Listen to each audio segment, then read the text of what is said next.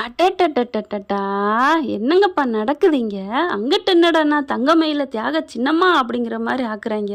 இந்த பக்கம் என்னடான்னா ரோகிணி, ஐய்யய்யோ! காதலுக்கு அத்தன இம்புட்டும் பண்ணா. அதனால அவ லவ்வுக்கு முன்னாடி ஃப்ராடு, பித்தலாட்டம், 420 எல்லாமே ஒண்ணுமே இல்லங்க. ஒண்ணும் கிடையாது. அப்படிங்கிற மாரி கொண்டு வராங்க டைரக்டரு. இது உங்களுக்கெல்லாம் புடிச்சிருக்கா இல்லையான்னு கமெண்ட்ஸ்ல ஒரு கருத்த தெரிவிச்சுட்டு, கூடவே நம்ம சேனலுக்கு உங்க வழக்கமான ஒரு லைக்க போட்டுருங்க. சப்ஸ்கிரைப் பண்ணாதவங்க சப்ஸ்கிரைப் பண்ணி நம்ம சேனலுக்கு ஆதரவு கொடுங்க. அன்பான உறவுகளே, இப்போ அவ்வளோ ஆர்குமெண்ட் போயிட்டுருக்குங்க. ஸ்ருதி பிள்ளை அவ்வளோ எப்பவும் கரெக்டாக தான் பேசும். அது என்னமோ பேசுகிறது என்னமோ லாஜிக் கரெக்டு தான். அதுக்காண்டி என்னென்ன ஃப்ராடுத்தனம் பண்ணியிருக்கு அதை பாருங்கள். அதை ஒன்றும் சொல்லக்கூடாது. இப்போ தங்கமயில் மாதிரி மாமா நீ வேணும், மாமா நீ வேணும் அப்படின்னு சொல்லிக்கிட்டு இருந்தாலும் கூட பரவாயில்ல. அவங்க அப்பா அம்மா மட்டும்தான் தப்பு பண்ணாங்க.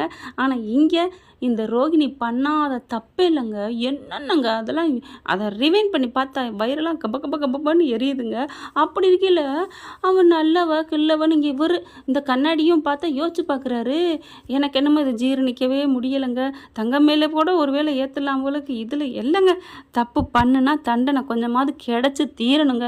நியாயங்கிறத ஒரு ஓட்ட லாஜிக்கை கொண்டு வந்து நிறுத்திக்கிட்டு இப்போ அவள் பாவம் யாருக்கா இதெல்லாம் பண்ணா அப்படின்னு ஸ்ருதி பேசுகிறதும் சரி, அங்கே கோமதி பேசுகிறதும் சரி எனக்கு இடிக்குதுங்க. சரி, இப்போ இதை விடுங்க. இப்போ நம்ம சிந்தாமணி வந்து மாட்டிக்கிறாங்க. அந்த ஆள் குத்துனவன் அங்கே ஒத்துக்கிறான் முத்துக்கிட்ட. ஸ்டேஷனில் போய் வச்சு கேட்டால் இங்கே சிந்தாமணி அரெஸ்ட் பண்ணி கூப்பிட்டு போயிடுறாங்க. அவன் பார்த்தா அடியன்னு அடித்து கேட்குறாங்க, இவங்களா அப்படிங்களா? இல்லை இவங்க இல்லை. ஏன்னா சிந்தாமணி உருட்டி மிரட்டிடுது. இங்கேப்பா உன்னை நான் வெளியில் எடுக்கணும், அக்காவை மாட்டி விடாத, இவன் அடித்து கேட்டானான்னு கேட்டால் ஆமான்னு சொல்லிடு அப்படின்னு சொல்லி வச்சிருது. அங்கே பெரிய அதிகாரி வராங்களா, அதுக்கு மேலே இருக்கிற ஒரு எஸ்ஐயோ இன்ஸ்பெக்டரோ அவர் வந்துட்டு, என்னடா என்ன பண்ண, இவங்க சொல்லித்தான் குத்துனியா அப்படின்னு கேட்கல. இல்லைங்க, இவங்க சொல்லிலாம் ஒன்றும் பண்ணலங்க. அப்புறம் ஏன்டா அப்படி வாக்குமூலம் கொடுத்துருக்க? நான் எங்கங்க வாக்குமூலம் கொடுத்தேன், நான் வந்திருந்து ஒன்றுமே சொல்லலையே அப்படி சொல்ல. என்னையா இங்கே நடக்குது அப்படின்னு கேட்க முத்து உடனே, இல்லைங்க நான் தாங்க இவனை பிடிச்சேன், என் பொண்டாட்டி குத்துனது இவன் தாங்க. அப்போ கேட்டப்போ தான் அவன் தான் சொன்னான், சிந்தாமணி தான் அப்படி பண்ணான்னு அப்படின்னு முத்து சொல்ல, என்னையா மாற்றி பேசியா அப்படின்னு அந்த ஆளை கேட்க உடனே, இல்லைங்க நீ சிந்தாமணி தானே உன்னை குத்துச்சுன்னு அவர் கொயாமல் கேட்டாருங்க. வழி தாங்க முடியாமல் தாங்க நான் அப்படி ஒரு பொய்யை சொன்னேன், வேற யாரை சொல்கிறதுன்னு தெரியாமல் அப்படி சொல்ல. அதுக்கு ஏன் வேற யாரையும் உனக்கு கிடைக்கலையா அப்படின்னு கேட்க, வேற யாருங்க, மீனாவுக்கு எதிரி, சிந்தாமணி தான் எதிரி, அதனால அவங்கள சொன்னால் என்னை விட்டுருவாருன்னு நான் சொன்னேன். ஆனால் அப்பவும் அவர் விடலை, ஸ்டேஷனுக்கு கூப்பிட்டு வந்துட்டாரு அப்படி இப்படின்னு அந்த ஆள் சொல்ல. என்னங்க ஐயா நையின்னுக்கிட்டு உடனே சிந்தாமணி, பார்த்தீங்களா சார், ஐயோ காவல்துறை அதிகாரிகளே என்னை நம்புங்க, நான் ஏங்க அந்த பிள்ளை, எனக்கு புள்ள பூச்சிங்க, அவள் நேற்று முளைச்ச காலம், அவளெல்லாம் நான் ஒன்றுமே பண்ணணும்னு நினைக்கவே இல்லை. இவங்க ஏதோ வேணுக்குன்னே பண்ணுறாங்க. இதை விட ஒரு சதி அவள் செய்க்கணுங்கிற காண்டி தான் இப்படி அவளே ஆளை வச்சு பண்ணியிருக்கான்னு நினைக்கிறேன். என்னடா சொல்லுடா. ஆமாம் அவங்க தான் ஏய் அப்படின்னு படான்னு ஒரு அறை கொடுக்குறாங்க. உடனே டக்குன்னு அவங்களே காசு கொடுத்து பண்ணான்னு சொல்லுவியா அப்படின்னு சொல்ல, இல்லைங்க எனக்கு பிடிக்கலங்க, எனக்கு இந்த அம்மா வரக்கூடாதுன்னு நினச்சேன், அதனால நானாக தான் குத்தினேன் அப்படின்னு டக்குன்னு எஸ்கேப் ஆகிறேன். ஏன்னா மீனா மேலே பழி போட்டால் இன்னும் முத்து துருவி தூர் வாரிடுவான் அப்படின்னு தெரிஞ்சு போகுது. இப்போ என்ன அவனே அப்படி சொன்னதுனால சிந்தாமணியை விட்டுறாங்க. இங்கே பாரு, நாளை பின்ன ஏதாவதுனா நாங்கள் பேசுவோம், வந்து விசாரிப்போம். விசாரிங்க சார், என்னை கூப்பிடுங்க சார், எனக்கு ஒரு பயமும் இல்லை, நான் என்ன பண்ண போகிறேன், நான் தப்பு பண்ணால் தான் பயப்படணும் அப்படி இப்படின்னு நீட்டி முழங்கிட்டு வந்துடுதுங்க சிந்தாமணி. அதுக்கப்புறம் வீட்டுக்கு போயிட்டு நம்ம இதை சும்மா விடக்கூடாது அப்படின்னு அந்த ஃபைனான்சியரோட போய் கூட்டணி பேசுதுங்க. இனிமேல் அதுகளை விட்டு வைக்கக்கூடாது, பத்திரம் எவ்வளோ நாளாச்சு, சும்மா விடுறது 30-40 லட்ச ரூபா சும்மா கிடக்கு, வாங்க சார் அப்படின்னு சொல்லி கூட்டிக்கிட்டு அண்ணாமலை வீட்டுக்கு போகிறாங்க. அண்ணாமலை வீட்டில் எல்லாம் இருக்காங்க. கரெக்டாக ஃபைனான்சியர் சிந்தாமணி வரதை பார்த்துட்டு விஜயாவுக்கு அள்ளு விடுது. ஐயோ என்ன பண்ண போகிறாங்கன்னு தெரியலையே அப்படின்னுட்டு, சரி யதார்த்தமாக வராங்கன்னா அவங்க பதார்த்தமாக வந்து உட்காடுறாங்க. வாங்கம்மா வாங்க, நீங்கள் என்ன திடீர்னு வந்திருக்கீங்க அப்படின்னு கேட்க, காசு தர வேணாமா அப்படி சொல்ல, ஏங்க உங்களுக்கு தான் மாதம் மனோஜ் வட்டி கொடுக்குறான்ல, அப்புறம் என்ன வட்டி கொடுக்குறானா, எங்கே கொடுக்குறான், வட்டியும் கொடுக்கல, அசலும் ஏறி போய் கிடக்கு அப்படி சொல்ல. அசலும் ஏறி போய் கிடக்கா, 30 லட்சம் தானே அப்படிங்கிறாங்க. அதில் தான் இங்கே மனோஜ் அதாவது அண்ணாமலை கொடுத்தாருங்க பாதி காசு, ஓடி போயிட்டு காணாமல் போயிட்டு கொண்டாந்து கொடுத்தாரு. அப்புறம் இன்னமும் 30 லட்சம் தானே சொல்கிறாங்க, என்னன்னு தெரியல.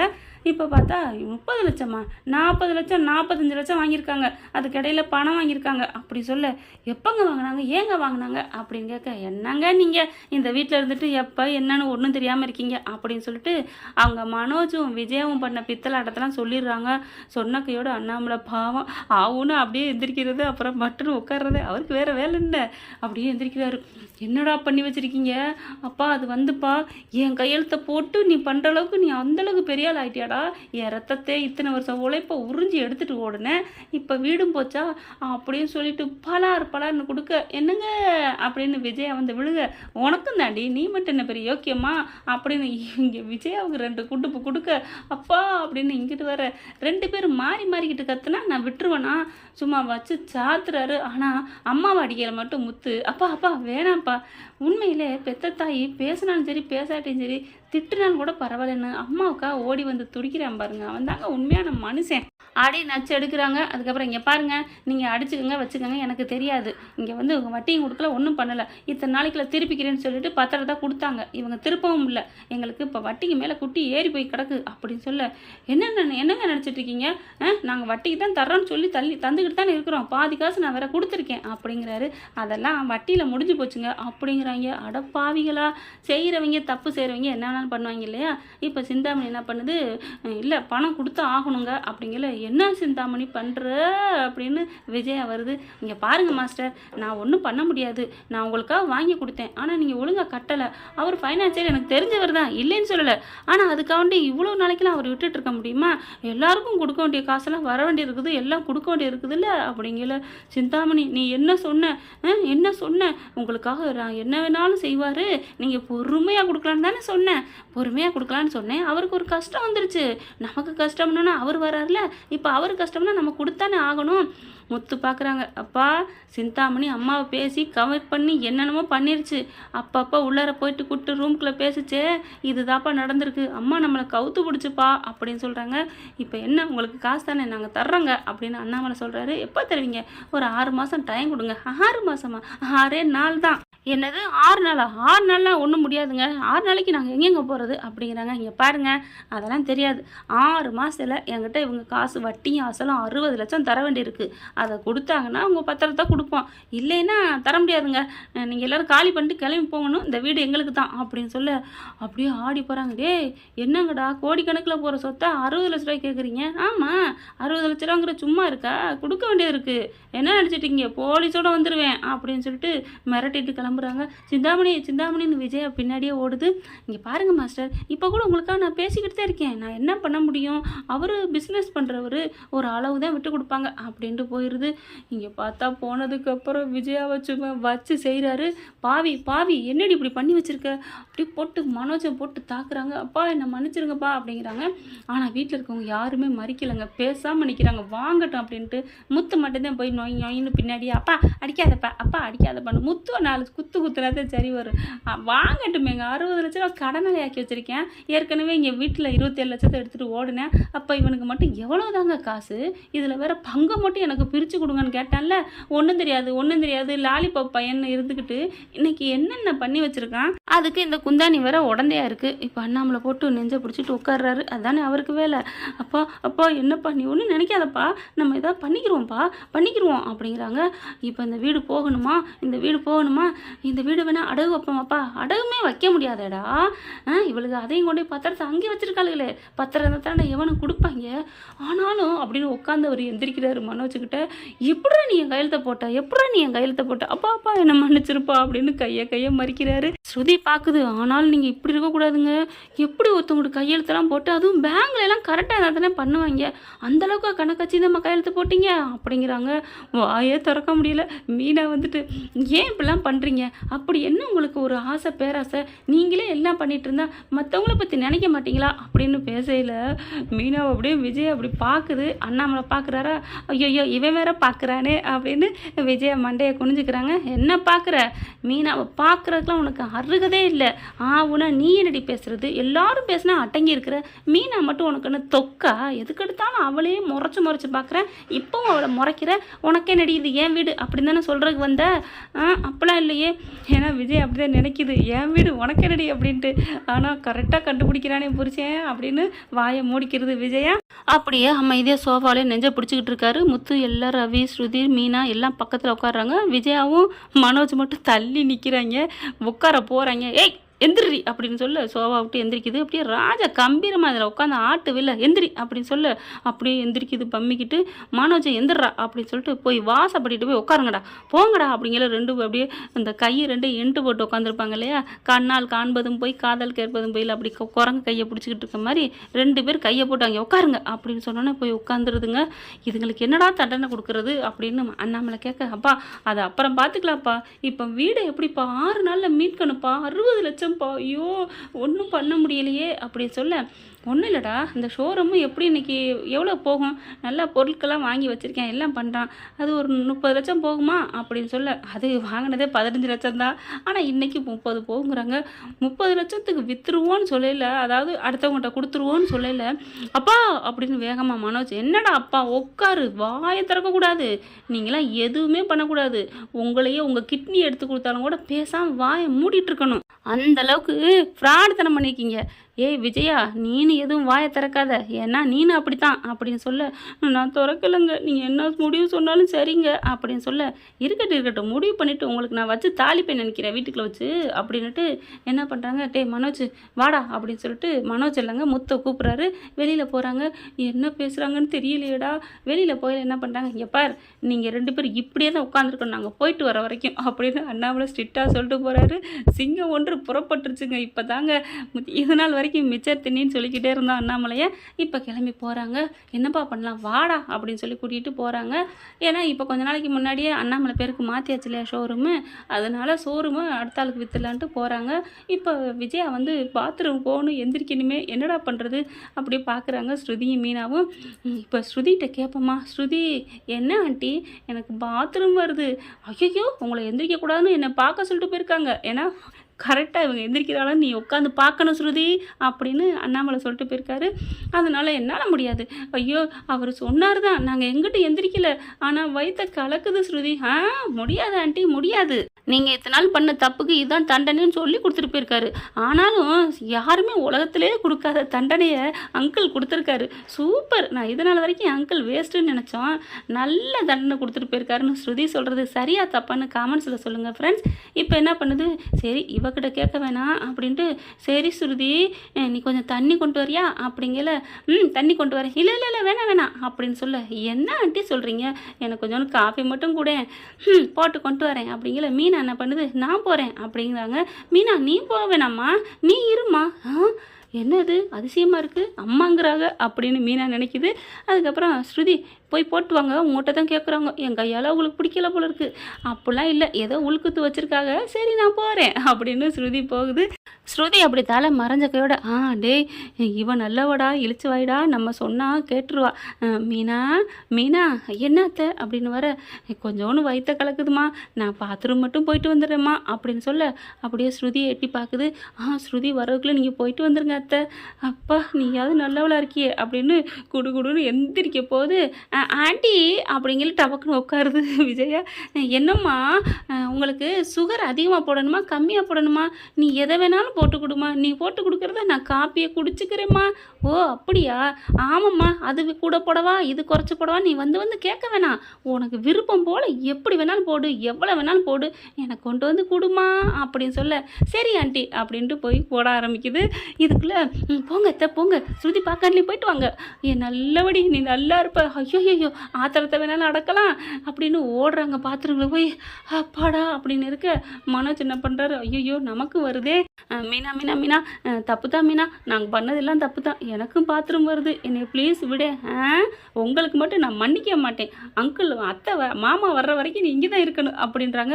பாவி அன்னைக்கு மண்டபத்தில் விட்டுட்டு போனதுக்கு நம்மளை இன்னைக்கு பழி வாங்குறாளே அப்படிங்கிற மாதிரி நினைக்க, அப்படிலாம் ஒன்றும் இல்லை, நீ விட்டுட்டு போனதுனால தான் உங்ககிட்ட இருந்து நான் தப்பிச்சு என் புருஷன் எனக்கு கிடச்சிருக்காரு, நம்ம நினைக்கிறது கரெக்டாக சொல்கிறாளே அப்படின்னு மனோஜ் நினைக்கிறாரு. அதுக்குள்ளே இங்கே ஸ்ருதி வர, எங்கே ஆண்டியை காணோம், ஸ்ருதி ப்ளீஸ் விட, அவங்க விஜயா போவேன் அத்தை போயிட்டு வரட்டும் ப்ளீஸ் பாத்ரூம் தான் போயிருக்காங்க அப்படிங்கல, நீ கண்டுக்காத மாதிரி அடுப்படிக்கு போ, அப்போ தான் கொஞ்சமாவது அவங்களுக்கு பயம் இருக்கும், நீ போ. ஓ ஆமாம் இல்லை சரி போயிட்டு போகுது பாவம் இயற்கை உபாதைகளை தடுக்கக்கூடாது அப்படின்னு மறுபடியும் கிச்சனுக்கு போயிருந்தா, அதாவது ஸ்ருதிக்கு தெரியாமல் இருக்கட்டும்ன்ட்டு இப்போ விஜயா வந்து வேகமாக ஓடியாந்து உட்காந்துக்கிறாங்க. எங்கே ஸ்ருதி வரலையே அப்படிங்கிற மாதிரி பயத்தில் நின்றுக்கிட்டு இருக்க. அதுக்கப்புறம் காஃபியை கொண்டாந்து இந்தாங்க ஆண்டி குடிங்க. அப்போ பார்த்து விஜய் என்ன பண்ணுது, இல்லைம்மா எனக்கு வேணாம், என்ன ஆண்டி விளையாடுறீங்களா? உங்களுக்காக நான் காப்பி போட்டு கொண்டாந்துருக்கேன்.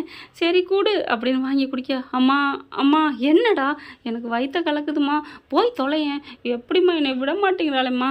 உனக்கு விட மாட்டேங்கிறாளா? ஆமாம்மா, நான் மீனாட்ட கெஞ்சினேம்மா. நீ ஒழுங்கா கெஞ்சிருக்கணும். இல்லை அப்படிங்க, இரு இரு என்ன பண்ணுறது, இப்போ ஸ்ருதி அனுப்பணும், அனுப்பிட்டு நான் கேட்டு உன்னை அனுப்புகிறேன் அப்படின்ட்டு. ஸ்ருதிக்கண்ணு என்ன ஆண்டி, அது வந்து வெளியில் யாரோ கூப்பிட்ற மாதிரி இருக்குது, போய் பார்த்துட்டு வரியா? வெளியிலையா? யார்? போயிட்டு வாயம்மா, யாரோ அப்போ இருந்து கத்திக்கிட்டு இருக்காங்க. அப்படியா அப்படின்ட்டு ஸ்ருதி வெளியில் போகுது. இங்கே பாருமா, ஸ்ருதி இந்த பக்கம் போன கையோட மீனா கிட்ட விஜயா கெஞ்சுறாங்க.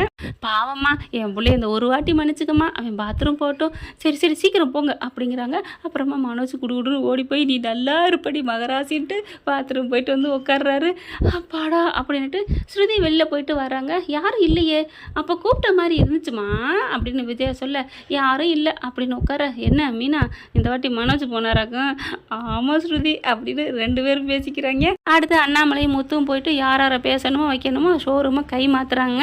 அது 30 லட்சத்துக்கு மாற்றிடுறாங்க. 30 லட்சத்துக்கு மாற்றிட்டோன்னு வந்து சொல்கிறாங்க, பணத்தோடு வராங்க. இங்கே பார்த்தா மனோஜும் விஜயாவும் ஆடி போகிறாங்க.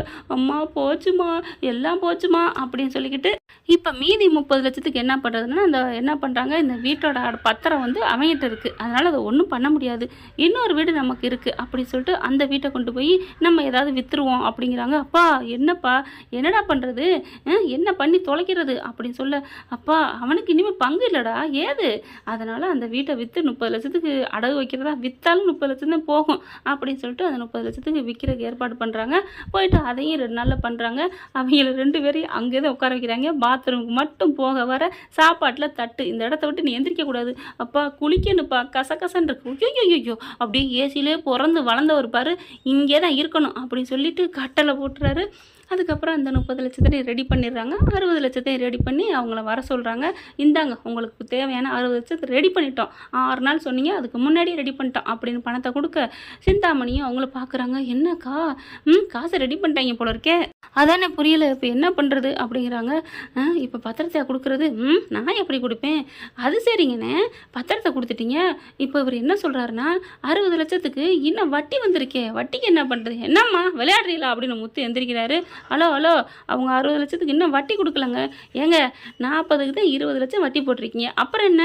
ஆமாங்க இப்போ 1 வாரம் ஆயிடுச்சே, இப்போ 60 லட்சத்துக்கு 1 வாரத்துக்கு என்ன நினச்சிட்டு இருக்கீங்க, அதில் ஒரு 10 லட்சம், என்ன விளையாடுறியா, 60 லட்சத்துக்கு 1 வாரத்துக்கு 10 லட்சமா அப்படின்னு சொல்ல, சிந்தாமணி என்ன பண்ணுது, என்ன சார் எனக்கு தெரிஞ்சவங்க தான் எங்கள் மாஸ்டர், ஒரு குறைச்சி போட்டுக்கோங்க, குறைச்சுன்னா ஒரு லட்சத்தை குறைச்சிக்கோங்களேன். என்னது 1 லட்சத்தை குறைக்கிறது உங்களுக்கு கொஞ்சமா, 9 லட்சமா அப்படின்னு முத்து கத்துறாரு.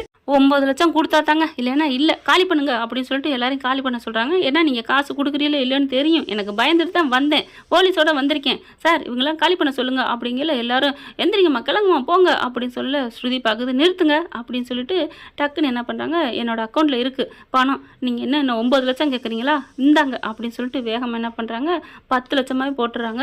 உடனே ரவி பார்க்குறாரு, ஸ்ருதி அப்படிங்கிற, என்னடா என்ன ஸ்ருதி, ஆமாடா இது நம்ம ஹோட்டல்ரா, உனக்காக நான் ஆரம்பிச்சது, அதுலேருந்து வருமானம் வந்ததுடா அப்படின்னு சொல்ல, உண்மையிலே அண்ணாமலை வராரு.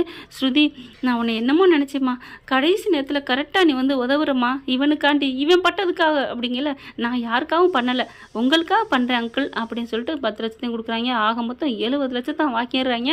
வாங்கிட்டு அப்படியே சிந்தாமணி, இந்த வீடு வாங்க முடியாமே போச்சே அப்படின்ட்டு, மாஸ்டர் நான் என்ன பண்ணுவேன் மாஸ்டர், இவர் பண்ணுறதுக்கு நல்லா பண்ணிட்டோமா அப்படின்னு என் மனோஜும் இங்கே விஜயாவும் நினைக்கிறாங்க. பணத்தை கொடுத்துட்டு வேறு வழியே இல்லை, பணத்தை வாங்கிடுறாங்க. பத்திரத்தையும் கொடுக்குறாங்க. பத்திரம் ஒரிஜினலான்னு பார்க்குறதுக்கு சுற்றி நல்லா பார்க்குறாங்க, ஏன்னா அதையும் ஏமாற்றிடுவாங்க இல்லையா, அதனால் ஆளை வர வச்சு ஒரிஜினலான்னு பார்த்துட்டு தான் நாங்கள் பண்ண முடியும் அப்படின்னு சொல்லிட்டு ஆளையும் வர வச்சு பார்க்குறாங்க. ஒரிஜினல் தான் அப்படின்னு தெரிஞ்சதுக்கப்புறம் அந்த சிந்தாமணியும் ஃபைனான்சியரும் போயிடுறாங்க பணத்தை வாங்கிட்டு. இப்போ அடுத்து என்ன பண்ணலாம் ஃப்ரெண்ட்ஸ், இப்போ மனோஜும் விஜயாவும் எந்திரிச்சு நிற்கிறாங்க. எதுக்கு எந்திரிக்கிறீங்க, உட்காருங்க. இல்லைங்க அதான் முடிஞ்சிருச்சுல. என்ன முடிஞ்சிருச்சு, உன் வீடுன்னு பீத்துனில்ல, உன் வீட்டுக்கு உண்ட காசு பூரா இங்கே கொடுத்தாச்சு, சொல்லியாச்சு. இப்போ இந்த வீட்டுக்கு உங்களுக்கும் சம்மந்தம் இல்லை. என்னங்க அப்படின்னு சொல்ல, என்னங்க இனிமேல் நீங்கள் இந்த வீட்டிலே இருக்கக்கூடாது, கிளம்புங்க 2 பேரும் அப்படின்னு சொல்ல, என்னங்க சொல்கிறீங்க, நாங்கள் எங்கே போவோம், எங்கேயோ போங்க, போய் தெருவில் போய் என்னமோ தர்மம் எடுங்க, எங்கே இருக்கக்கூடாது அப்படி சொல்ல, எங்க நான் உங்கள் பொண்டாட்டிங்கன்னு காலில் விழுகிறாங்க. நீ பொண்டாட்டியாக இருந்து ரொம்ப நாளாச்சு விஜயா, நீ எனக்காக மதிப்பு கொடுக்குற, என் பேச்சை கேட்குற, நான் ரொம்ப சந்தோஷப்பட்டு கர்வப்பட்டேன். ஆனால் சும்மா உனக்கு தேவையான விஷயத்தில் நீ பண்ணிக்கிட்டு தான் இருந்திருக்கிற. அதோ இந்த பயலையும் அப்படி தான் வளர்த்து வச்சுருக்க. இன்னையிலேருந்து காலங்காலமாக அந்த காலத்தில் சின்ன பிள்ளையிலேருந்து அவன் பண்ணுனது எல்லாமே அவன் தான் தப்பு. ஆனால் நீ பூராத்தையும் என் புள்ள மேலே முத்து மேலே போட்டிருக்க அப்படி இப்படின்னு கத்துறாங்க. இல்லைங்க எல்லாமே தப்பு தான் அப்பா, தப்பு தான்ப்பா, நான் தான்ப்பா சின்ன பிள்ளைலேருந்து எல்லா தப்பும் பண்ணேன். அப்படியே விஜயை பார்க்குது. என்னடா சொல்கிற? ஆமாப்பா நான் தாம்மா பண்ணேன், முத்து எந்த தப்பும் பண்ணலம்மா அப்படின்னோடனே விஜய் ஆடி போகுது. நிஜமாவாடா? ஆமாம்மா என்னை மன்னிச்சிருமா, உன் மேலே அன்பு காட்டுறது, நீ பாசம் காட்டுறது எல்லாம் எனக்கு மட்டுமே இருக்குன்னு நினச்சேம்மா, நீ அவன் மேலே பாசமாக இருந்தியா, அதனால் நான் அப்படி அவன் மேலே பழி போட்டேம்மா, என்னை மன்னிச்சிருமான்னு சொல்ல, அட பாவின்னு போட்டு அடிக்கிறாங்க. அதுக்கப்புறம் முத்துக்கிட்ட பார்க்க வர்றாங்க. முத்து என்னை மன்னிச்சிருப்பா அப்படின்னு சொல்லிட்டு அப்படியே தாவாங்கிட்ட தொட்டு பார்க்குறாங்க. முத்துக்கும் ஒரே சந்தோஷம். ஆனால் அண்ணாமலை பார்க்குறாரு. கட் இந்த சீனுக்கெலாம் நான் மசிய மாட்டேம்மா, நீ இதெல்லாம் சொன்னால் நான் இலகிடுவேன் நினச்சியா? ஏண்டா எப்படியாவது உண்மையை சொன்னால் நான் இதுக்குள்ள இருக்க வச்சிருவேன்னு நாடகம் போட ஆரம்பிக்கிறியா? இந்த இது கூட நீ மனசார சொல்லியிருக்க மாட்ட. ஐயோ கரெக்டாக அப்போ கண்டுபிடிச்சிட்டாரே அப்படின்னு மனோஜ் நினைக்கிறாரு. எல்லாமே நீங்கள் நாடகம் தான் ஆடுறீங்க. இப்போ கூட விஜயாவும் நீங்களும் அப்புறம் பேசுவீங்க, எப்படா இப்படி அப்படிம்பீங்க. எனக்கு நீங்கள் 2 பேரும் இந்த வீட்டுக்குள்ளே இருக்கக்கூடாது, கிளம்பு அப்படிங்கிறாங்க. இந்த வீட்டுக்குள்ள இருக்கவங்க உங்களுக்கு யாருக்காவது இவங்களை வெளியே அனுப்புறதுல ஆட்சேபனை இருக்கா அப்படின்னு அண்ணாமலை கேட்க, அப்படியே எல்லாரும் வாயை திறக்காமல் இருக்குதுங்க. ஆமான்னு சொல்லலை, இல்லைன்னு சொல்லலை, போனால் போட்டுங்கிற மாதிரி தான் நிற்க. ஏன்னா அப்பா பேச்சை மீற முடியாதுக்காண்டி முத்து நிற்கிறாரு. இல்லைப்பா அம்மா மட்டும் டேய் வாயை தரக்கூடாது, நான் தீர்க்கமான முடிவு எடுத்திருக்கேன், இப்போவாது நான் நல்லவேங்கிற, நான் ஒரு ஆம்பளைங்கிறத நிரூபிக்கணும்டா. என்னை எல்லாரும் என்னென்ன பேசியிருக்காங்க மிச்சர்த்தி நீ அப்படி இப்படின்னு, அதனால் 2 பேர் கிளம்புங்க அப்படின்னு சொல்ல 2 பேரும் அப்படியே தலையை தொங்க போட்டு நிற்கிறாங்க. போங்கடா அப்படி சொல்லிட்டு கிளம்புறாங்களா. நில்லுங்க அப்படிங்கல. அப்பா என்னங்க நிற்க சொல்லிட்டீங்களா அப்படின்னு சொல்ல, நில்லுங்கன்னு சொன்னது கொஞ்சிறதுக்குல, நில்லுங்க அப்படின்ட்டு போயிட்டு வேகமாக ரூமில் போய் 2 பேர் துணியும் பேக்கில் அள்ளியா தூக்கி போடுறாரு. இந்தா அப்புறம் இதை எடுக்கணும்னு சொல்லிட்டு வந்து நிற்கக்கூடாது, கிளம்புங்க அப்படிங்கிறாரு. 2 பேரும் எங்கெங்க நாங்கள் போவோம், நீங்கள் 420 பண்ணி என் கையெழுத்தை போட்டீங்க பாருங்க, அதுக்காகவே நான் கம்ப்ளைண்ட் கொடுத்தா நீங்கள் 16 வருஷம் உள்ளர போகணும் அப்பா அப்படிங்கல. அதுக்காக உங்களை மன்னிச்சு விடுறேன், அதுக்கே நான் விட்டேன் அப்படிங்கிறதில் நீங்கள் தான் பேசாமல் வாயை மூடிட்டு போகணும் போங்க அப்படிங்கிறாங்க. இது 2 வெளியில் போகுதுங்க. எங்கே செல்லும் இந்த பாதைன்ட்டு 2 பேரும் போகிறாங்க. இப்போ எங்கேம்மா போகிறது, வாடா பார்வதி வீட்டுக்கு போவோம் அப்படின்னு பார்வதி வீட்டில் போய் நிற்கிறாங்க. பார்வதி பார்க்குது. எங்கே வந்தீங்க அப்படின்னு கேட்க, பார்வதி என்னை மன்னிச்சிரு, தோல் கொடுப்பான்னு தோலைன்னு சொல்லுவாங்க, எனக்கு ஒரு ஆதரவு கொடுப்பியா அப்படின்னு சொல்ல ஃபோன் அடிக்கிறாரு. அவங்க 2 பேரையும் வீட்டுக்குள்ளே வந்து நீ வீட்டுக்குள்ளே விட்டேன்னு வைவேன். ஐயோ அண்ணே நான் விடலைண்ணே, ஐயோ உங்கள் வீட்டுக்காரர் விடக்கூடாதுன்னு சொல்கிறாருப்பா விஜயா, நான் என்ன பண்ணுவேன் அப்படின்னு சொல்லி அவங்களும் கதவை சாத்திடுறாங்க.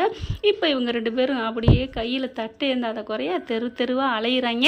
இவங்க 2 பேரும் ஜெயிலுக்கு போயிருந்தா கரெக்டான தண்டனையாக இருக்குமா, இல்லை தெருவாக இந்த மாதிரி தட்டை எடுத்துகிட்டு அலையிறது கரெக்டான தண்டனையா அப்படிங்கிறத, இப்படி போனால் நல்லா இருக்குங்கிறத காமெண்ட்ஸில் கருத்தை சொல்லிடுங்க ஃப்ரெண்ட்ஸ். இந்த பற்றி உங்களுக்கு பிடிச்சிருந்துச்சுன்னா உங்கள் பொண்ணான கையால் ஒரு லைக்கை போட்டு சப்ஸ்கிரைப் பண்ணிடுங்க. Thank you friends. இந்த வீடியோ உங்களுக்கு பிடிச்சிருந்தா தயவு செய்து லைக் பண்ணுங்க. இன்னும் அப்டேட்ஸ்க்காக சேனலை சப்ஸ்கிரைப் பண்ண மறக்காதீங்க. நம்ம கிட்ட இருக்க எல்லா சேனல்ஸோட லேட்டஸ்ட் வீடியோ அப்டேட்ஸ்க்காக மேல ரைட் சைடுல காட்டுற லிங்கை கிளிக் பண்ணி வாட்ஸ்அப் குரூப்ல ஜாயின் பண்ணுங்க. உங்களிடம் விடைபெறுவது நான் உங்கள் மெஹர்.